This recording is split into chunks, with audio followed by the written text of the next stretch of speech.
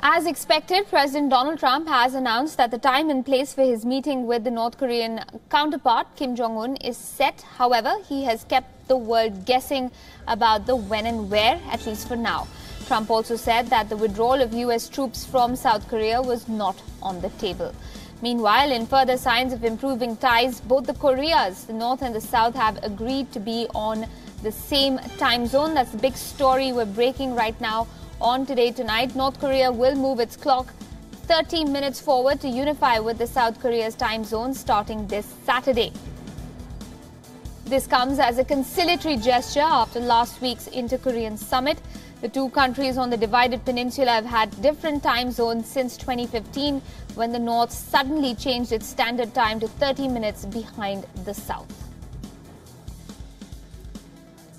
With me on the broadcast right now is WION's correspondent Aditya Dhunna, joining us live from the newsroom. Aditya, we were talking about tangible measures when it comes to improving ties between these two countries. I suppose we can see this development in that light. Yeah, some tangible results coming out of that summit that happened last month at the DMZ. Earlier, we had seen visuals of loudspeakers which used to send out propaganda messages from the south into the north being dismantled. So certainly some tangible results coming out of this this particular summit that happened. But the one to look forward to, that is the one with President Donald Trump, that is the most anticipated international relations related event that is due in the next few weeks.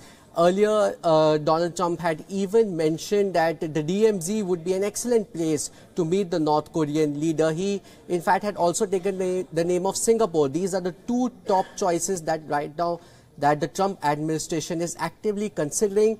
But the details, as always, remain a suspense. Absolutely, Aditya. And another quick question there on the fact of that meeting. Donald Trump saying that the question of pulling out troops from South Korea is off the table. Now, that sounds like a bit of a dampener given the kind of rhetoric we've seen coming out from North Korea as far as this meeting goes. Well, there's also the talk around the 3 American citizens that are currently in North Korea. Now, we earlier heard from the White House that in a message to North Korea, they said that if Pyongyang is actively considering releasing them ahead of the summit, they will see this as a goodwill gesture. It seems like both sides are now trying to make most of this period of thaw, this period of earlier when tensions were high, and now that the peace prevails over the Korean Peninsula, both sides want to make most of it, and they seem to be now in a dialogue as well. We earlier saw the new Secretary of State from the United States, Mike Pompeo, travel to Pyongyang and have a conversation with the North Korean leader.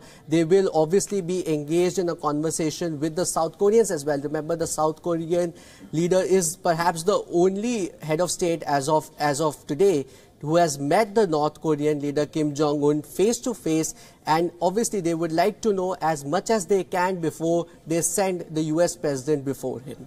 All right, Aditya, thank you very much for bringing us up to speed on the developments there on the Korean Peninsula.